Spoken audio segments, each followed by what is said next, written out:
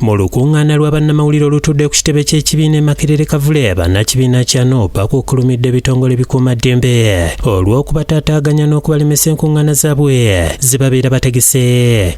Tewali kawaayiro konna National Unity Platform ke yamenye mu mateeka okutaalaaga districts za Uganda zino ez'enjawulo. Kino kiddiridde poliisi okubakubamu omukka ogubalagala n'okubagumbulula bwe babadde bagenda e Kamuli okuba olukuŋŋaana nga n'abamu ku bannakibiina bakwatiddwa.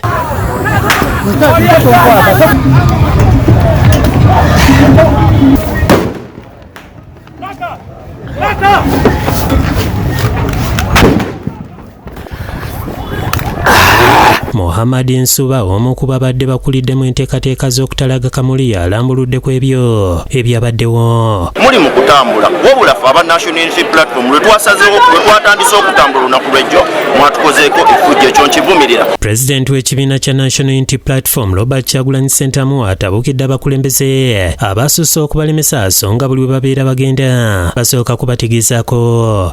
Njagala okwebaza abantu b'ekamuli kuba ekamuli ate y'emigo gyatandise mangu ne tiyagasi yatandise mangu nene mubeerawo ne mutulinda kyanaku tetwasobodde batuukako twasazeewo obutasikangana nabo ne tukyuka ne tudda e Kampala. Ayogedde ku bannakibiina abakwatiddwa kyokka n'ategeeza nti kino si kyakubamala mu maanyi nga n'olunaku olw'enkya babukeereza nkokola okwolekera Palisa. Bakutte abantu baffe bangi naye nga sinayogera naku be bakutte wano wendi wano wetwogerera banaffe bangi bali mu kkomera. Mwalabye design akiikiridde Uganda ku platform y'okwetooloola ensi yonna bamukutte ne bamusiba kubanga yantungira ekyambalo. Oluvannyuma akulira oludda olwabula gavumenti mu Parliament Joel Ssenyonyi ne ssaabawandiisi w'ekibiina David Lewis Lubongoya batutte ebbaluwa ku poliisi e Nagulu nga bagitwalidde IGP okulaga okwemulugunya kwabwe olw'ebitongole bikuumaddembe okubataataaganyanga. Anyway, we wrote a letter to police about a countrywide tour. It was not responded to. We went to Kamuli yesterday. That was the previous one, yes, it was received.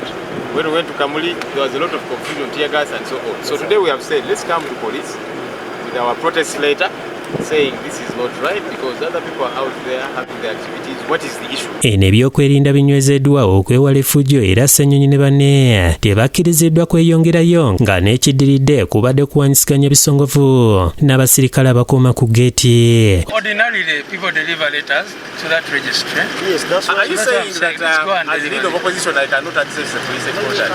Which, by the way, is in my constituency. Now, as the in-charge facility, I am telling you, we are the problem. See, the issue is that we notified you people already. So it's not that we are coming to notify.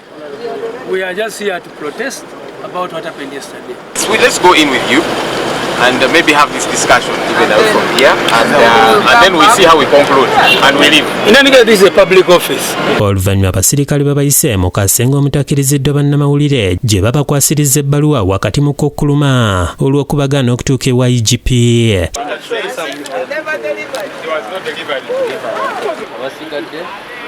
Ssenyonyi ategeezezza nti boggwa bwe bakoze nga tebasuubirayo kulemesebwa kwonna nga bagenda e Paris olunaku olw'enkya.